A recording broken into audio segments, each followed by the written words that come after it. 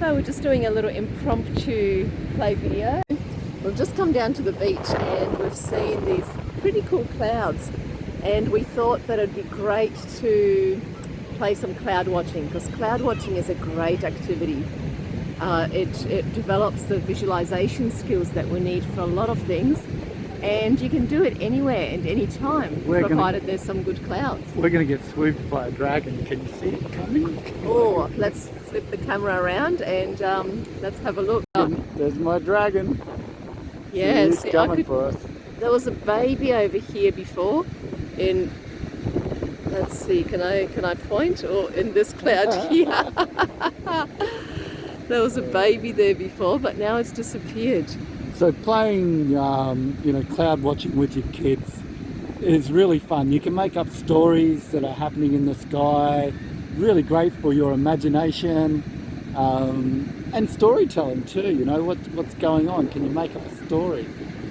Now, the type of learning skills that you get from making up stories is, sequencing. So the things I talk about with that are really important in memory and being able to remember things in sequence, like spelling, for example. Now, what have we got here? A wizard's cast a spell on the dragon and he's losing his head now. Oh yeah. It's getting dissolved. It's disappearing. What do you reckon he's chasing? Well, that was the golden mist. The golden mist. The golden mist, yeah. And inside the golden mist there was more treasure that he could add to his lair. Ah, okay. So what about this cloud over here? What's this? I can see a little hippopotamus head in there. Oh yeah. There's definitely a hippo in there. Yeah. What are the white bits? Well, the hippo's feathers, of course. Okay, yeah. Because they fly, don't they? Yeah, it's a hippoflappamus. A hippopotamus, definitely. Oh, Now let's spin over here. There's a sperm whale. Where are we looking? Oh, way over here, yes. Check that out. Oh, and look at these little people over here. Oh yeah, they're yelling out, they're waving to us. Where are we? They're on the sperm whale's back. Yeah. It's Noah! It's Noah! The whale finally spat him out.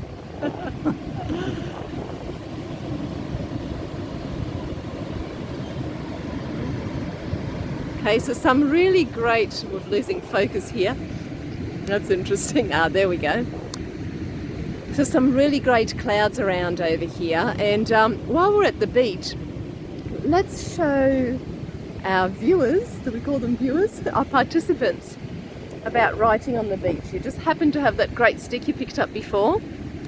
And as Ed does some writing, I'll talk about the great things about this, right? So writing with a finger is great because it brings that. I've talked before about the tactile feedback that you get from writing in with a finger and really feeling that feedback.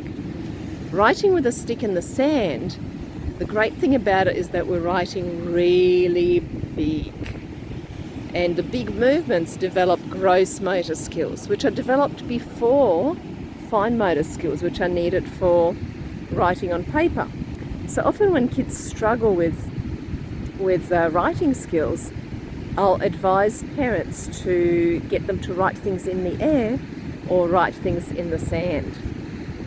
And the other thing that you can do, if you don't want to write letters,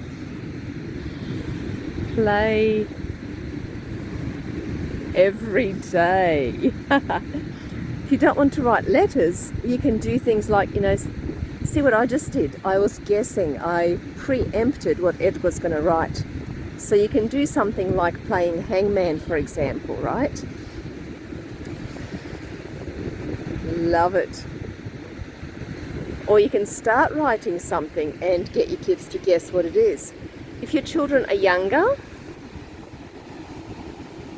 then you can start drawing something and see if they can guess what it is. And of course, always take turns. So I was just talking about for younger kids, drawing something so that they can start to guess what it is that you're drawing, and then get them to draw something. So it's kind of like charades on the beach, right? Yeah. And one thing Ed was just pointing out, there's learning everywhere.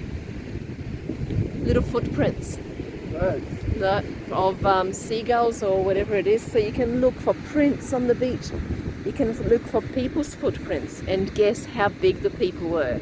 Make up stories about who those people are, right?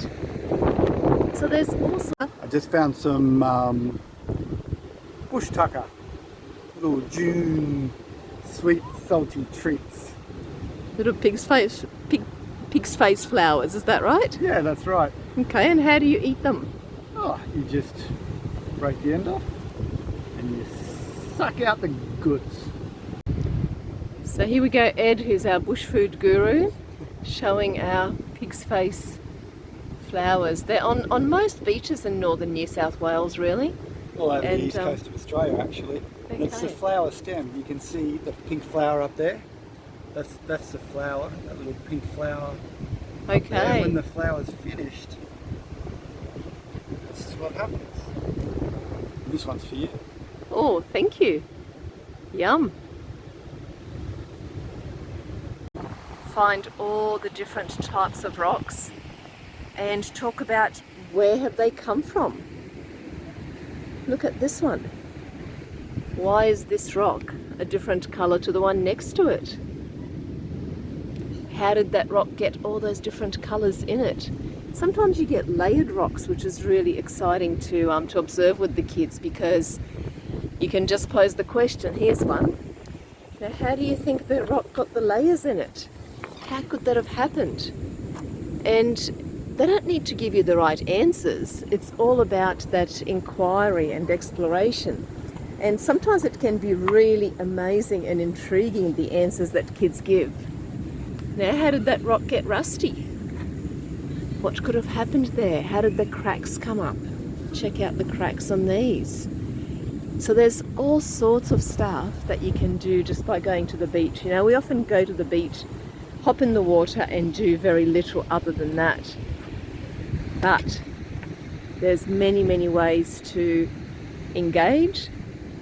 There are many, many ways to make it lots of fun. So go to your beach, your park, wherever, draw in the sand, watch the clouds, have fun.